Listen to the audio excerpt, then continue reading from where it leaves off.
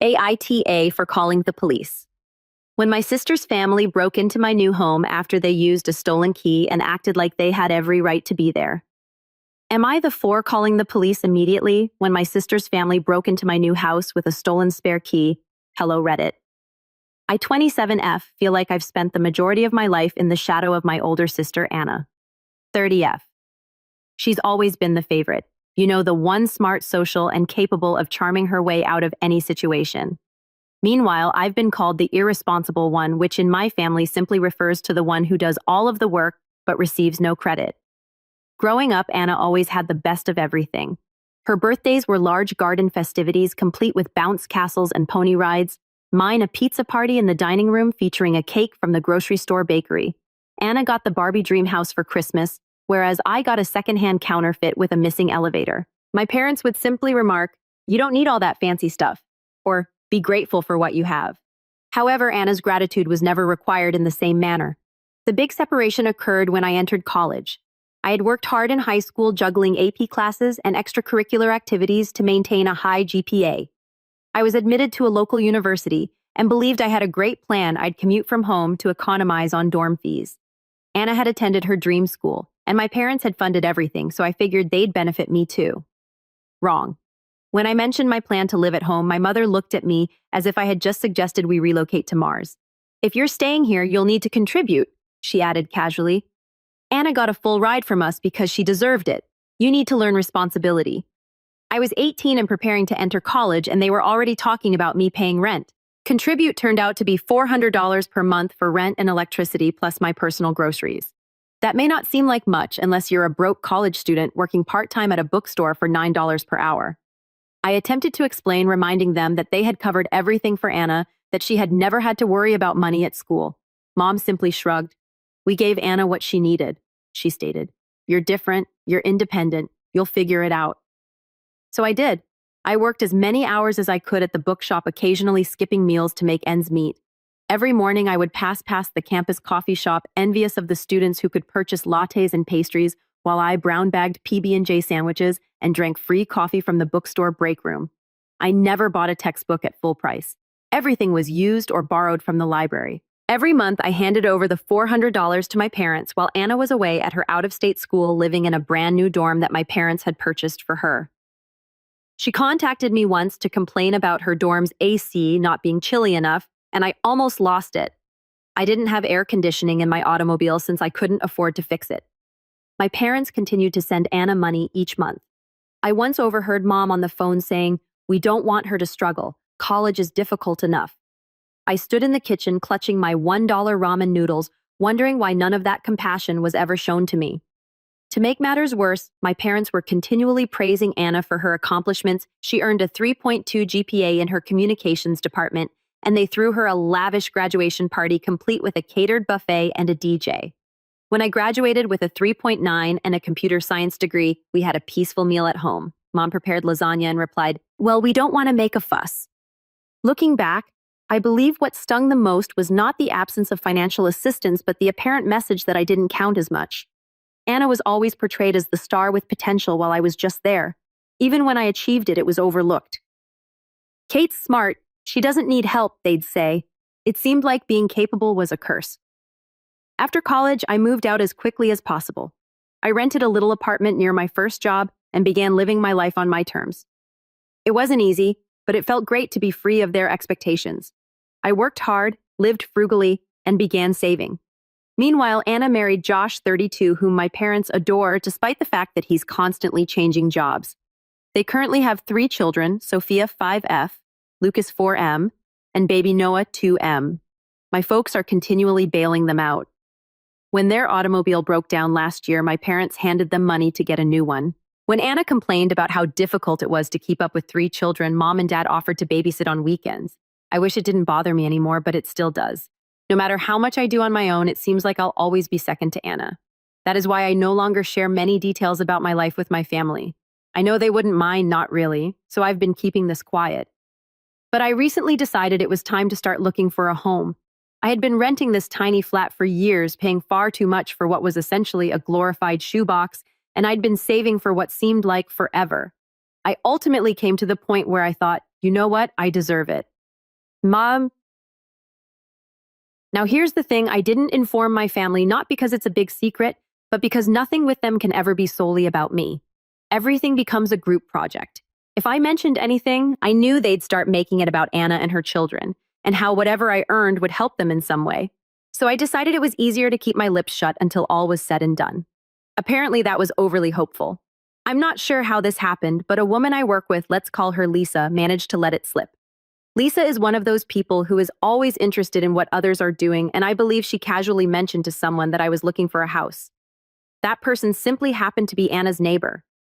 From there, the news spread like wildfire, the delights of small-town Texas. A few days later, my mother contacted me. "Kate," she said, her tone excessively joyful, "why didn't you tell us you're looking for a house? I should have known better, but I chose to play dumb." "Oh, I'm just browsing around right now. Nothing serious." "Well, Anna and I have been talking and we have some great ideas for you." I could sense dread creeping in. "You're going to need something big enough for everyone. You know, at least 4 bedrooms for the kids, of course."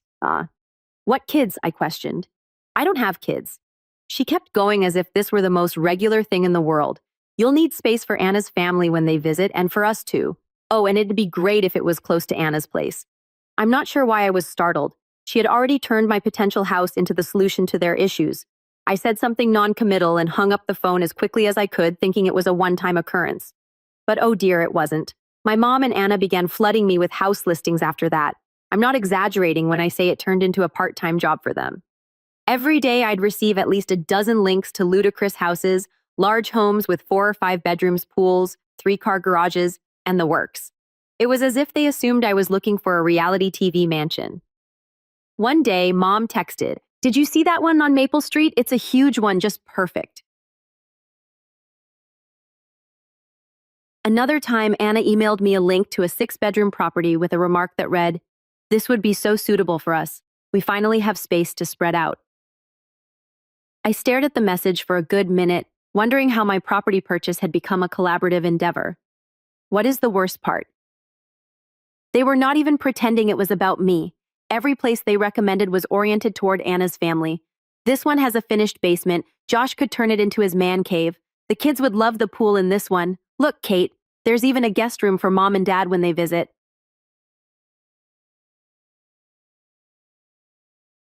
It was exhausting. At first, I attempted to gently lead them away, assuring them that I was only shopping for something modest for myself, but that simply made matters worse. That's when I decided to cease responding. I silenced the group chat and disregarded their messages. I assumed they would finally get the point and move on. Meanwhile, I continued searching for houses on my own. I spent my evenings reading through Zillow and my weekends looking at open houses. I didn't tell anyone where I was going, and I avoided anything slightly related to Anna's area. I didn't want to run into anyone who might tell my mother. After weeks of looking, I finally found it, a little 2-bedroom cottage just outside the city. It had everything I desired: a nice little porch, a sunny kitchen, and a lawn large enough for a garden. It wasn't elegant, but it felt familiar. The moment I stepped through the door, I knew it was mine. I submitted an offer, and after a few nerve-wracking days, it was approved. I can't even explain how fantastic it felt. For the first time in my life, I was doing something solely for myself with no influence from anyone. Of course, I did not inform my family.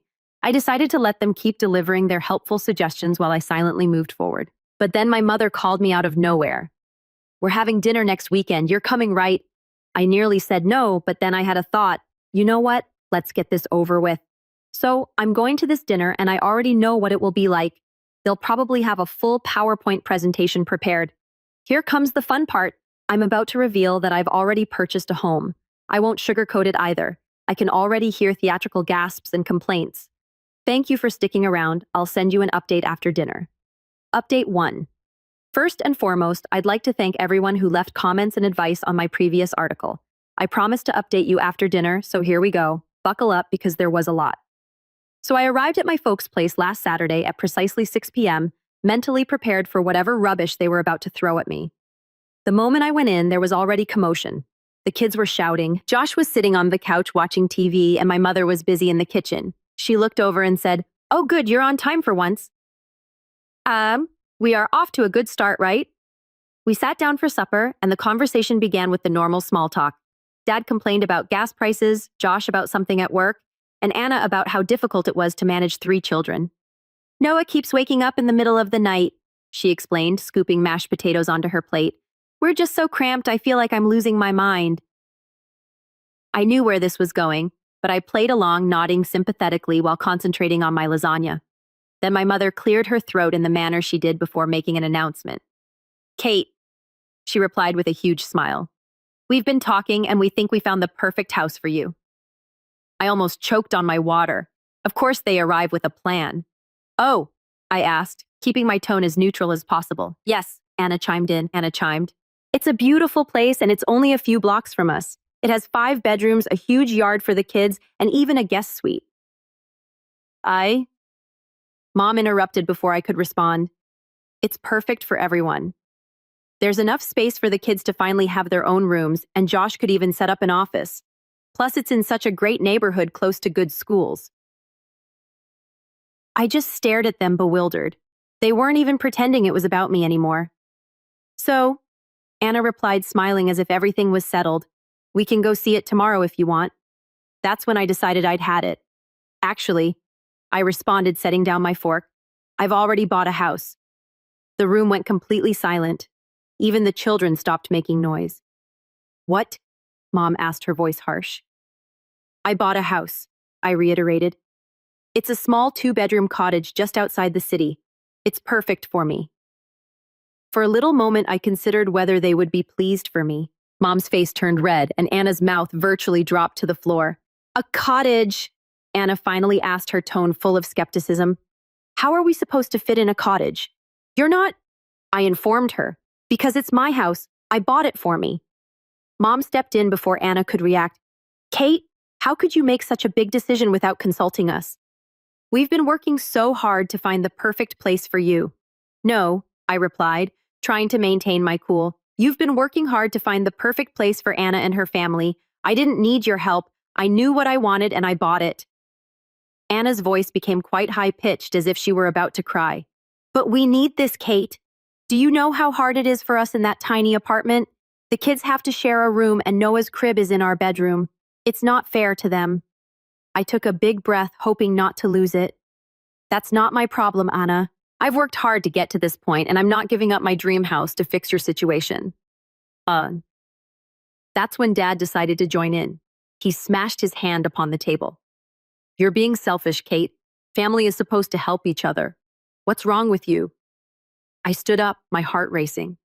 I'm not selfish. I'm finally standing up for myself. And if that makes me the bad guy in your eyes, so be it. The place erupted into turmoil. Anna was crying. Mom was ranting about how she had raised me. Better Dad was complaining about how dissatisfied he was. Josh sat there stuffing food into his mouth as if nothing was occurring. I grabbed my handbag and went to the door. Mom pursued me, crying, "You can't just walk away from your family like this." I turned back and screamed, "Watch me!" I then got into my car and drove home, shivering with rage and relief. Things have gotten out of hand in unexpected ways.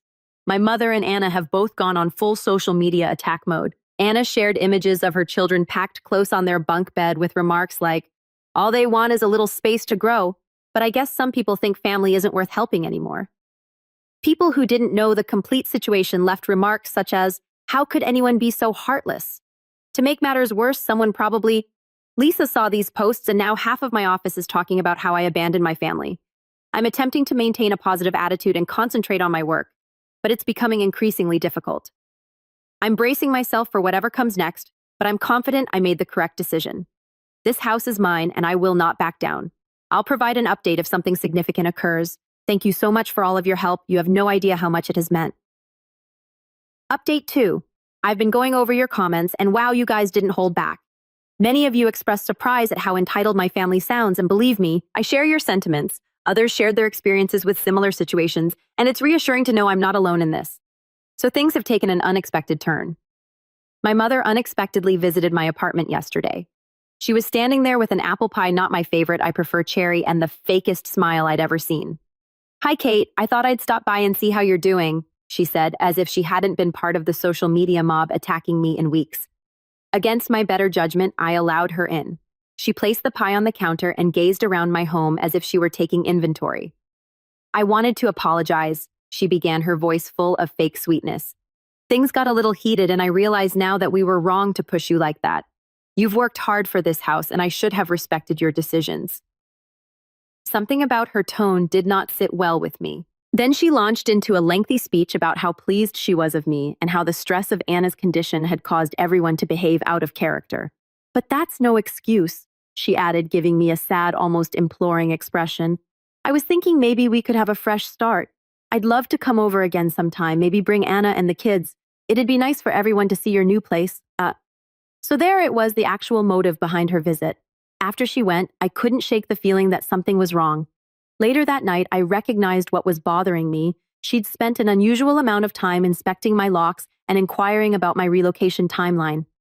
My suspicions were verified when I returned home from work today and discovered my spare key missing, the one I had mistakenly left on the kitchen counter during my mother's stay. My phone vibrated just as I was processing this. My next-door neighbor sent me a text. Hey, I noticed some folks trying to peep into your windows last night.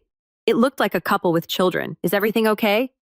I quickly phoned a locksmith to replace all of the locks. I'll also install security cameras first thing tomorrow morning. I can't believe they would go this low, but I'm also not surprised. I've stopped answering phone calls and texts from anyone in my family. Mom's apology was obviously simply a reconnaissance operation, and I'm done giving them the benefit of the doubt. The disturbing issue is that I don't think they'll stop. Dad left a voicemail stating, "This isn't over, Kate. Family has to stick together whether you like it or not." At this point, it seems like a threat rather than a concern. I'm currently documenting everything, every text, voicemail, and suspicious incident. My gut tells me I'll need this record shortly. I will keep you updated if anything else happens, Reddit. Thank you for all of your support. It's incredibly helpful to have folks confirm that I'm not insane for demanding fundamental boundaries. Update 3, hello Reddit. I never imagined I'd be posting this update, but here we are. What happened today has left me absolutely disturbed, and I am still trying to digest everything.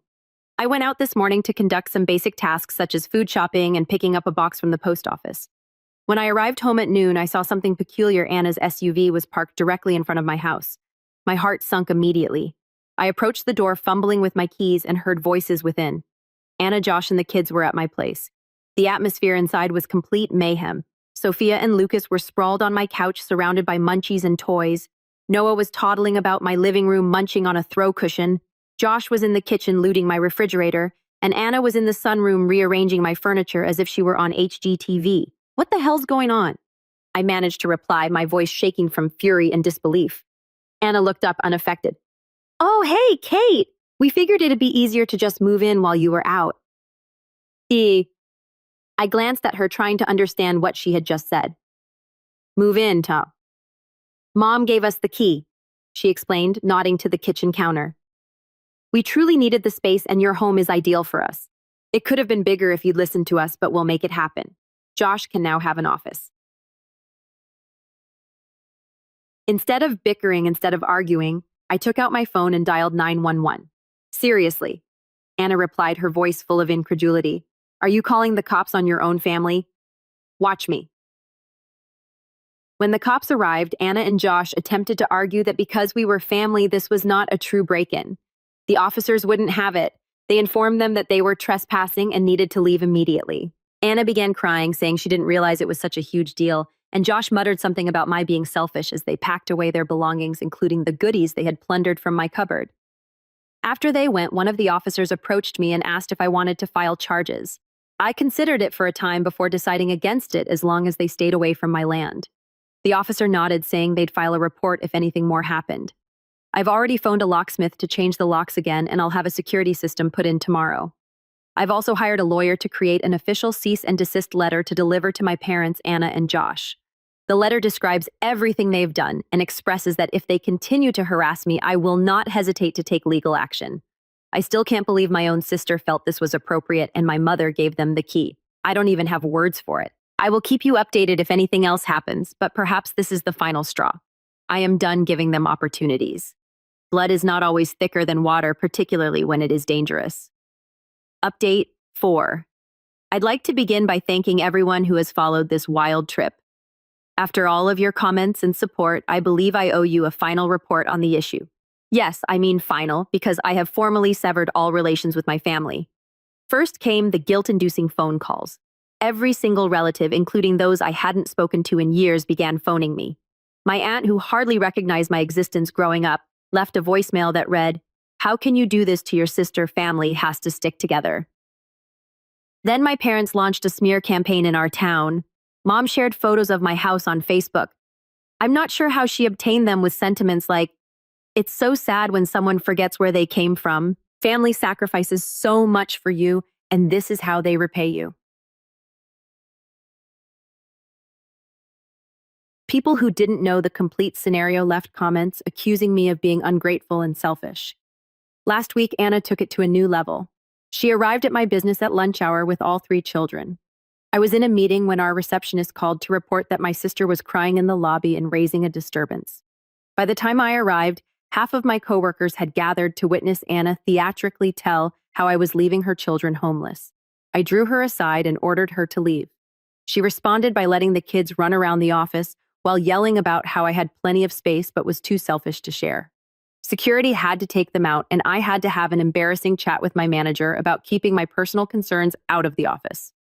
The final straw arrived yesterday. My parents scheduled an intervention at their home. They informed my grandmother that I was suffering a mental breakdown and required family support. When I declined to attend, they attempted to have a local preacher visit my house to educate me on my family commitments.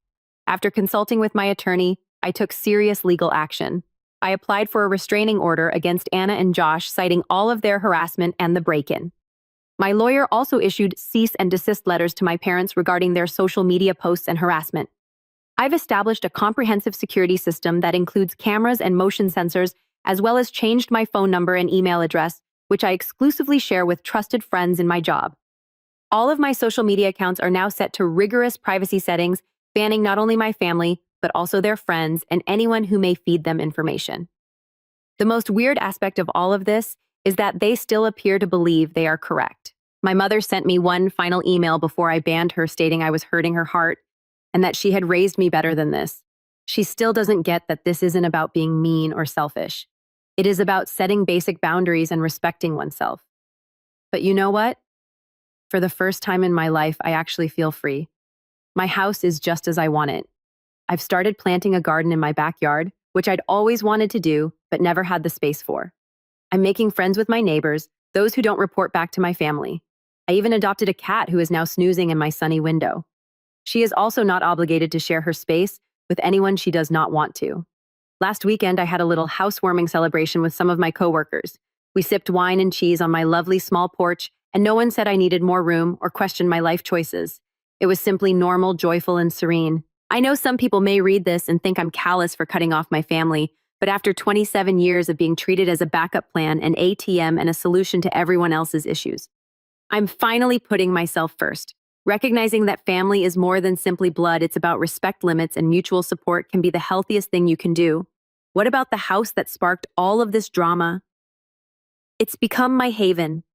Every morning, I wake up in my house decorated exactly how I want it, with no one else's expectations to meet but my own. And I know I made the correct decision. Thank you to everyone on Reddit who has supported me on this trip. Your comments, guidance, and shared experiences helped me keep going when I was doubting myself. To those who shared similar stories, you helped me realize I wasn't alone in demanding fundamental boundaries. And to those who are now suffering with similar familial problems, remain strong. You deserve to live your life on your own terms. I probably won't be updating my tale anymore, partially because I've cut off all communication with my family, and partly because I'm ready to go on with my life. But I'll still be on Reddit, possibly assisting others who are in similar positions. Thank you all again. Your encouragement meant more than you'll ever realize. Thank you for watching. If you haven't subscribed yet, please do so and hit the notification bell to stay updated with more shocking real-life stories happening around you.